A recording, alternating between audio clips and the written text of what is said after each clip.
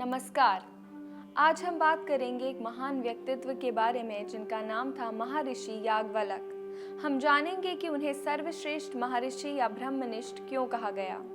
महर्षि याज्ञवल्क्य वैदिक काल के एक महान ऋषि, दार्शनिक और वेदों के ज्ञाता थे। उन्हें शुक्ल यजुर्वेद की वाजसनेय शाखा का दृष्टा माना जाता है। महर्षि याज्ञवल्क्य शतपथ ब्राह्मण के रचनाकार भी माने जाते हैं। वो राजा जनक के यज्ञ में हुए शास्त्रार्थ और दार्शनिक ज्ञान के लिए जाने जाते हैं। आप देख रहे हैं दिव्य सनातन और आज की कथा में हम बात करेंगे महर्षि याज्ञवल्क्य और विदुषी गार्गी के बीच हुए शास्त्रार्थ की, जिसे याज्ञवल्क्य गार्गी संवाद भी कहा जाता है। राजा जनक प्रतापी राजा ही नहीं, बेहद और धर्म का आदर करने वाले राजा थे। वो न सिर्फ विद्वानों का आदर करते थे बल्कि स्वयं भी बेहद विद्वान और धर्म के जानकार थे। वो अक्सर अपने दरबार में विद्वानों की सभाएं और शास्त्रार्थ का आयोजन करवाते, जिसमें जीतने वालों को सम्मान और कीमती वस्तुएं भी दी जाती थी। इसी प्रकार एक समय राजा जनक ने विशाल यज्ञ का आयोजन किया। इस यज्ञ में उन्होंने ब्राह्मणों को दान में देने के लिए 1000 गायें रखी थीं, जिनके सींग सोने से मढ़े हुए थे। उन्होंने इन गायों की तरफ इशारा करते हुए सभा में मौजूद ब्राह्मणों से कहा कि जो भी ब्राह्मण या विद्वान खुद को ब्रह्मनिष्ठ मानता हो, वो इन सभी गायों को लेके जा सकता है। महाराजा जनक से शास्त्रार्थ आसान नहीं था, इसीलिए सभा में बैठे किसी भी ब्राह्मण को साहस नहीं हुआ कि वो उठे और गायों पर दावा करे।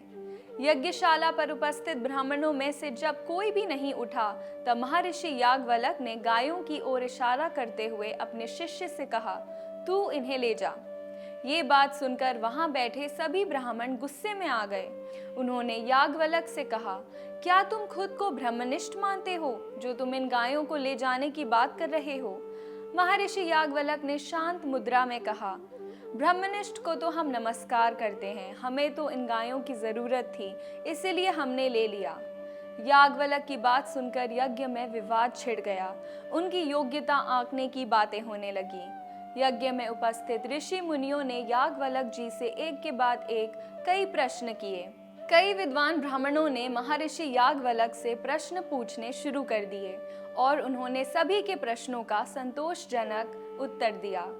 अंत में विदुषी गार्गी, जिनकी बड़ी ख्याति थी, वो उठ खड़ी हुई और उन्होंने महर्षि याज्ञवल्क्य को चुनौती दी। उन्होंने कहा कि अगर याज्ञवल्क्य उनके प्रश्नों का उत्तर दे देंगे तो मैं मान लूंगी कि इन्हें शास्त्रार्थ में कोई नहीं हरा सकता और ये ब्रह्मनिष्ठ हैं। वहां मौजूदा ब्राह्मण भी गार्गी के साथ आ गए। तब गार्गी ने याज्ञवल्क्य से प्रश्न करते हुए पूछा, हे याज्ञवल्क्य, जो ब्रह्मांड से सबसे ऊपर है, जो ब्रह्मांड से नीचे है और जो इस स्वर्ग और पृथ्वी के बीच में स्थित है, तथा जो भूत वर्तमान और भविष्य रूप में है, वो सूत्रात्मा विश्व किस में स्थित है? याज्ञवल्क्य ने कहा, गार्गी, ये अंतर्यामी रूप आकाश में स्थित है। गार्गी ने कहा, इस उत्तर के लिए तुम्हें प्रणाम। अब इस दूसरे प्रश्न का उत्तर दो। जगद्रूप सूत्रात्मा जिस आकाश में स्थित है, वो आकाश किस में स्थित है?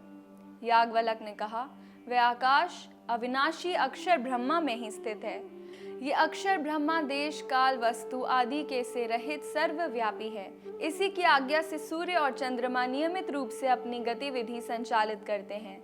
उन्होंने आगे कहा कि जो इस बात को जाने बिना ही मर जाता है, वह दया का पात्र है, और जो इसे जानकर मरण को प्राप्त करता है, वह ब्रह्मा में लीन हो जाता है।